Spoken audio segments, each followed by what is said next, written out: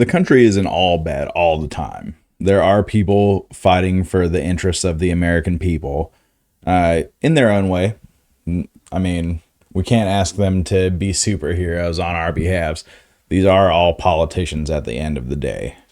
Untrustworthy, scummy, who knows what they say behind the scenes. But there are a few people that are pretty good. Let's check out this video on Elizabeth Warren, what she has to say. Donald Trump and Republicans in Congress want to add $7 trillion to the national debt over the next 10 years. Why? So they can fund giveaways for billionaires and billionaire corporations in the form of tax cuts. I just want to pause it right here.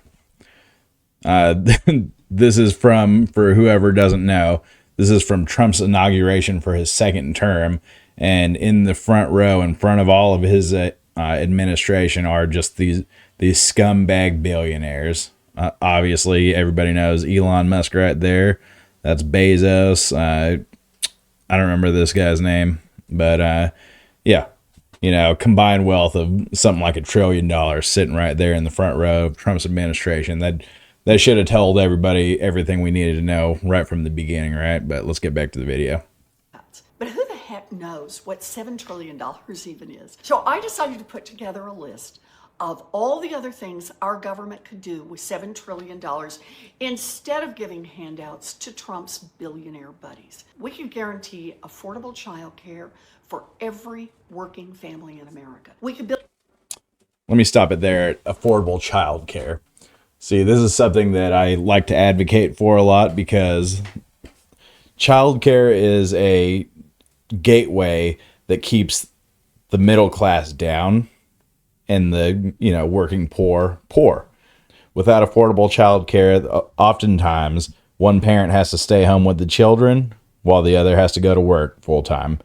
Or if you ask a Republican, they should have bootstraps and one should work 13 hours straight during the days, one should work 13 hours straight during the night, you know, and the kids could just figure it out in the middle of the on the overlapping hours. But yeah, I am a very big advocate of affordable childcare in America. Honestly, it should be free in America, subsidized by the government, but that's another rant for another time. Let's get to the rest of this video.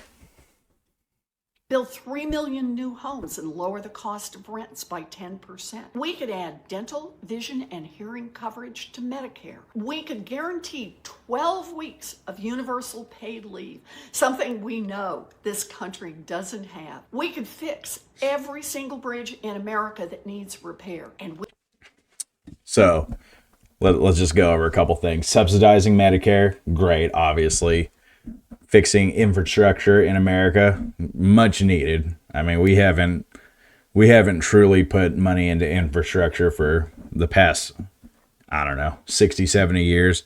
Biden did a little bit, but Trump is slowly overturning everything that Biden did a little bit, but Trump is obviously overturning every single good thing that Biden did. Not that Biden is a saint, of course. He did a lot of bad things. Most of that has to do with foreign policy, but a lot of Biden's domestic policy was very good for the country. You know, the CHIPS and Science Act, that was very good. That brought back like 200,000 jobs. I'm blanking on what it was called, but it was the one for the VA benefits, bolstering that every Republican voted against until Jon Stewart had to come and tell them they were a bunch of crybaby bitches that, you know, LARP like they care about the veterans, but really don't give a fuck as long as everybody's under the boot, right? So let's watch the rest of this. We could expand Social Security by $200 a month. I will say, expanding Social Security by $200 a month is not shit.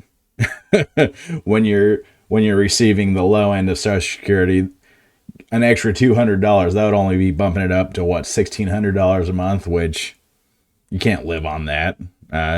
However, you know, whatever we can give to Social Security is good, because that's money that all these people paid for all their lives, and now they're just trying to collect on it. the Republicans like to say that, there are people receiving Social Security checks that are 300 plus years old, but that is, I don't think I have to say that's obviously false, but I'm going to say it because there are a lot of his followers that truly believe that, and it's astonishing. We could do all of those things and still have money left over. Let that sink in. Donald Trump has the power to make life a lot easier for a lot of people, but instead, he's choosing to give tax handouts to billionaires. Very well said, Elizabeth Warren. That's true. Not only is Trump strictly giving tax cuts to billionaires, he's also cutting so much from the federal coffers in the hopes of reducing nationwide debt, right? But what he's not telling you is he's truly only adding to the debt because he's trying to bump up the Pentagon budget to $1 trillion per year. Now, the Pentagon is one of those things that whenever you pass another bill, okay, it's structured in ways almost every time, and the money that's allocated for it is over the span of a certain amount of time. Most of the time, it's like 10 years or so. Only when speaking of the Pentagon is when you say, oh no, this is just for the year. Next year, we're going to give them another $1 trillion. Year after that, it might be 1.1. We really love freedom, Freedom is fucking awesome. But I do want to get to just this one little thing. Elizabeth Warren got some good takes, but I will say she stumped my dude out in 2020 because she got her fucking feelings hurt at the debate. So let's just watch this video clip real quick. And I think you called me a liar on national TV. What?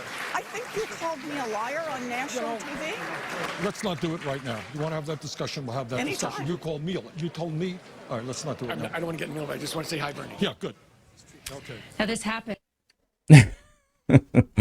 oh man, she was so crutchy. It's like if you don't want the man, the myth, the legend to call you a fucking liar, don't be a fucking liar. Let's see what. And just after the debate ended, they still had their mics on. The two have been feuding since Monday after Warren accused Sanders of saying a woman could not win the presidency during a private meeting they had in 2018. Sanders denied it on the debate stage, and he says he believes.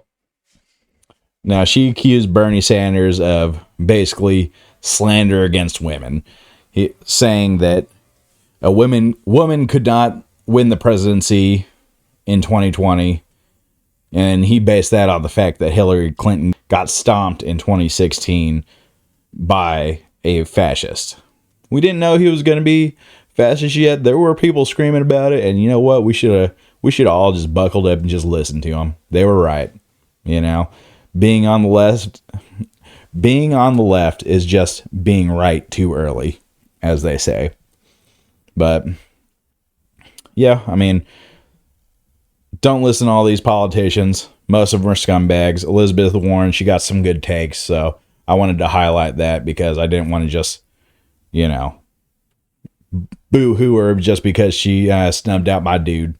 But I hope I hope she's not gearing up to run in 2028 because I will be voting against her. I'll tell you that.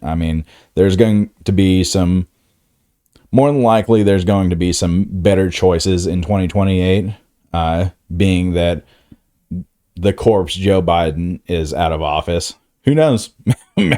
Maybe we'll just get caught in some kind of weird paradoxical loop, and Joe Biden will feel snubbed out, and he's going to take 2028 by the horns and lead the Democrats into victory. But I hope it's somebody like AOC or even Pete Buttigieg has been having some good debates lately.